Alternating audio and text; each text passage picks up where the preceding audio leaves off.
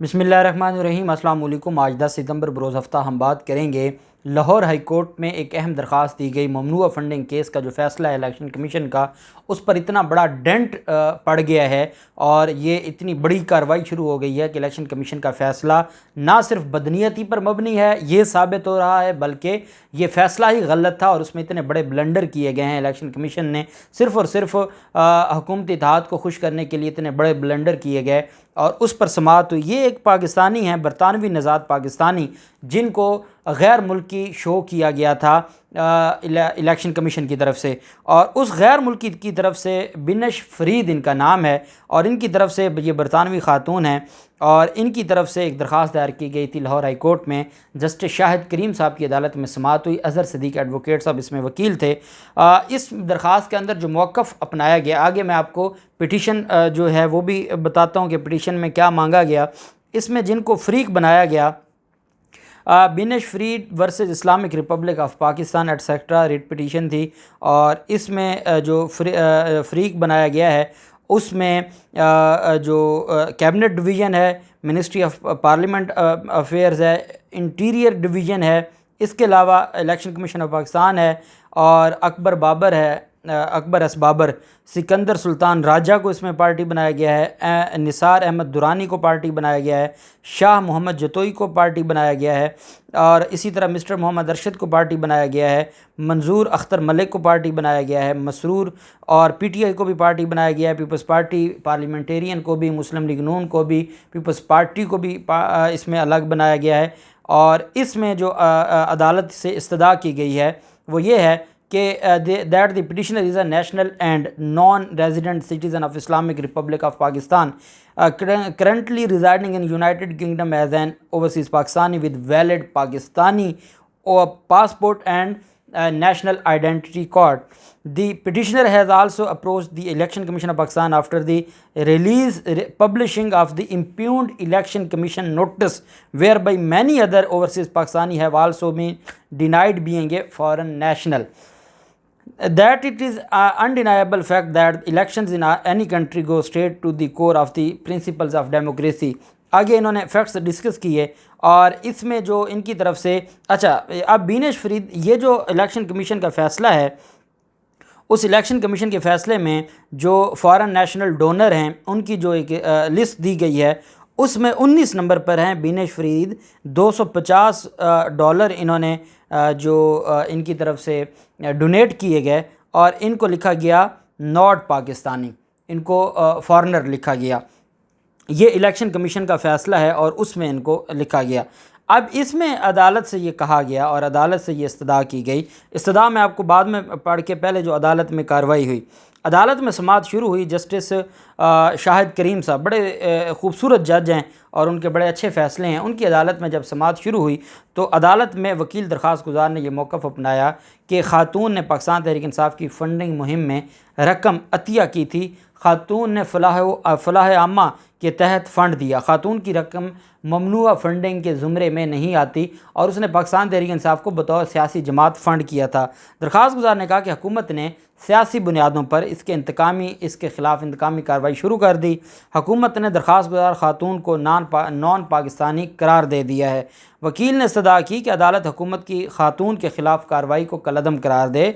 अदालत जो है इनको पूछे कि एक पाकिस्तानी को ये नॉट पाकिस्तानी डिक्लेयर कर देते हैं और उसके बाद उसका नाम ये डाल देते हैं कि गैर मुल्कियों ने फ़ंडिंग की है पाकिस्तान तहरीक इंसाफ को, और उस बुनियाद पर पाकिस्तान तहरीक इंसाफ के ख़िलाफ़ प्रोहिबिटेड फ़ंडिंग केस का फ़ैसला दिया जाता है और उसमें बिनश फरीद जैसे लोगों को गैर मुल्की साबित किया जाता है। उन्होंने कहा कि हम पाकिस्तान के शहरी हैं, हमारा वैलिड पासपोर्ट है, शिनाख्ती कार्ड हमारा वैलिड है, ब्लॉक भी नहीं हुआ और हम बरतानिया में बैठ के पाकिस्तान के लिए पैसा कमाते हैं, हम अपने मुल्क के लिए जीते हैं, हमारा जीना मरना हमारा मुल्क है। हम ये समझते हैं कि पाकिस्तान तहरीक इंसाफ और इमरान ख़ान एक अच्छी काज के लिए काम कर रहे हैं। हमने उनको अतिया दिया और हमें जब भी मौका मिलता है हम पाकिस्तान तहरीक इंसाफ को अतिया करते हैं। हम डोनर्स हैं, हम चाहते हैं कि वो पाकिस्तान की फलाह बहबूद और बेहतरी के लिए काम कर रहे हैं। जब ये सारा कुछ है तो इलेक्शन कमीशन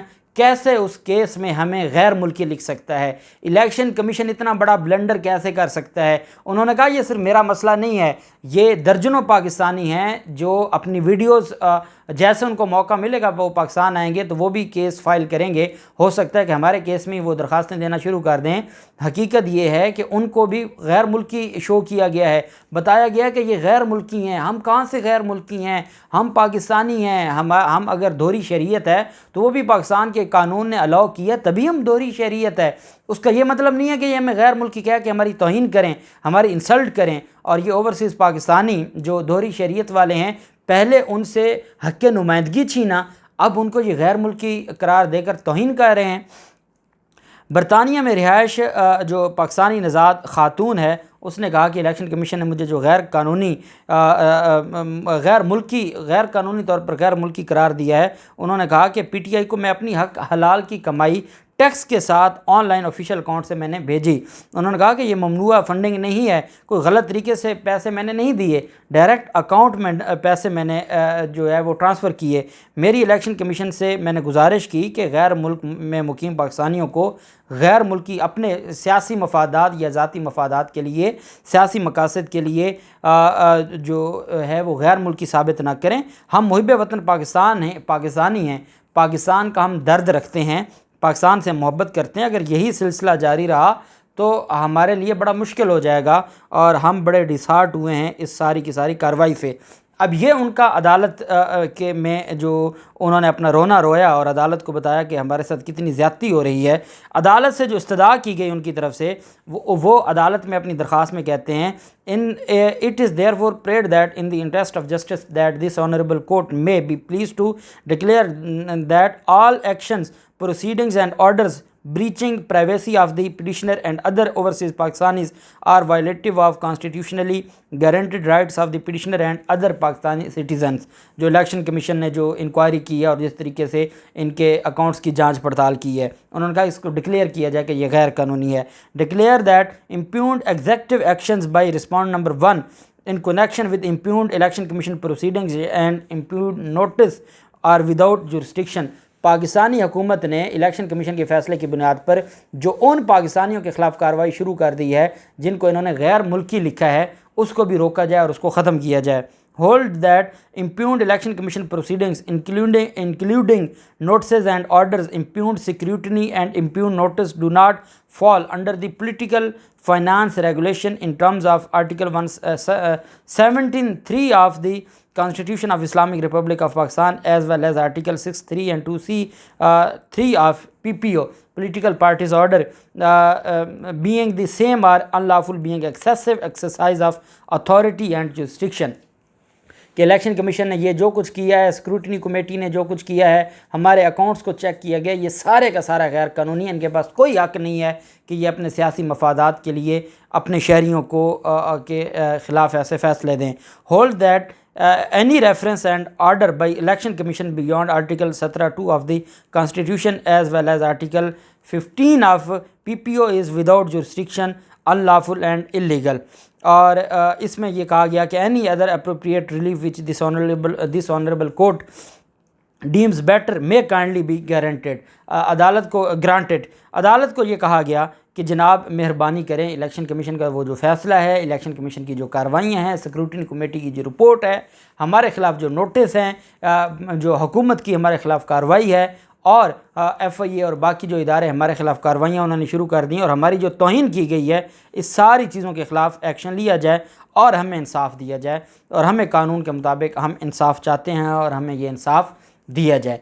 अब ये सारा कुछ मांगने के बाद ऑनरेबल जो जस्टिस शाहिद करीम साहब हैं, उन्होंने बहुत खूबसूरत फ़ैसला दिया है। उन्होंने ना सिर्फ इलेक्शन कमीशन से, नादरा से, वफाकी हुकूमत से जवाब तलब किया है, FIA वगैरह से, बल्कि जो जस्टिस शाहिद करीम साहब हैं उन्होंने इस पर अटारनी जनरल को भी मुआवनत के लिए तलब कर लिया है। अदालत ने ये इस्तफसार किया कि ये कैसे हो सकता है कि एक पाकिस्तानी शहरी जिसके पास वैलिड पासपोर्ट है, इसी हुकूमत के इदारों का जारी शुदा पासपोर्ट है, इसी नादरा का जारी शुदा आइडेंटिटी कार्ड है, क्या इलेक्शन कमीशन ने, इतना बड़ा सवाल उठा कि इलेक्शन कमीशन इतना बड़ा ब्लंडर कैसे कर सकता है कि PTI को अगर किसी ने फ़ंड दिए हैं और उसमें बिनेश फरीद शामिल है, और बिनेश फरीद को बग़ैर इंक्वायरी किए, बग़ैर तहकीक किए, बग़ैर उसके हवाले से रिपोर्ट लिए, बग़ैर अपने इदारों से पूछे, बग़ैर नादरा से पूछे, बग़ैर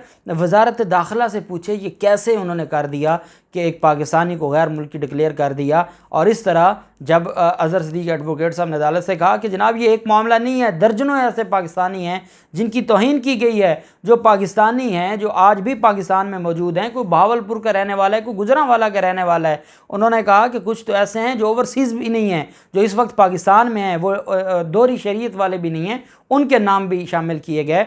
तो जनाब ये जो सारी की सारी कार्रवाई है ये गैर कानूनी है। इलेक्शन कमीशन ने सिर्फ सियासी बुनियादों पर यह कार्रवाई की है, और इलेक्शन कमीशन को अंदाज़ा नहीं था कि ये इनके गले पड़ जाएगी, और इलेक्शन कमीशन ने ये जिस बुनियाद पर किया है, इस इलेक्शन कमीशन के फ़ैसले को उड़ाया जाए, स्क्रूटनी कमेटी की रिपोर्ट को उड़ाया जाए, जिसमें बिनेश फरीद जैसे लोगों को, गैर मुल्की और ऐसी मुअज़्ज़ज़ ख़वातीन को जो दोहरी शरीयत रखने वाले हमारे ओवरसीज़ पाकिस्तानी हैं, जो सबसे हमारे लिए मुअज़्ज़ज़ हैं, उनकी साख को ख़राब किया है और उनकी इंटेग्रिटी पे सवाल उठाया है, उनकी मुल्क के साथ वफ़ादारी पर सवाल उठाया है। किसी बंदे के लिए इससे बढ़ के गाली या तौहीन क्या होगी कि वो पाकिस्तानी हो और उसको कहा जाए आप पाकिस्तानी नहीं, आप तो गैर मुल्की हैं, और ऑफिशियल डॉक्यूमेंट्स में ऑर्डर आ जाएँ, एक बड़े इदारे का फ़ैसला आ जाए कि ये गैर मुल्की हैं, उसके बाद आप बताएं कि हमारे मुल्क का जो निज़ाम है ये क्या इसके ऊपर होगा।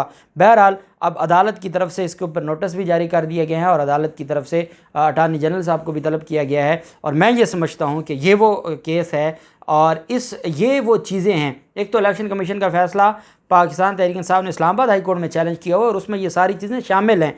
और अब ये जो कार्रवाई हुई है, और फिर जस्टिस शाहिद करीम साहब के पास जो कार्रवाई शुरू हुई है, और जिस तरीके से उन्होंने पहली तारीख पर ही अटॉर्नी जनरल साहब को बुला लिया है, ये बहुत अहम है। और इस बुनियाद पर इलेक्शन कमीशन का फ़ैसला उड़ जाएगा, और इलेक्शन कमीशन और चीफ़ इलेक्शन कमिश्नर की बदनीयती भी साबित हो जाएगी कि सिर्फ सियासी मकासद के लिए इस तरह क्या गलत फ़ैसला दिया गया है, और अपने पाकिस्तानियों को पीडीएम और हुकूमती इत्तेहाद का पलड़ा भारी करने के लिए उनको गैर मुल्की बनाया गया, जो इंतहाई शर्मनाक है। देखते हैं क्या होता है। जो भी तफसीलात होंगी आपके साथ शेयर करते रहेंगे। अल्लाह पाक पाकिस्तान कामयाब नासिर हो। बहुत शुक्रिया। अल्लाह हाफिज़। पाकिस्तान जिंदाबाद।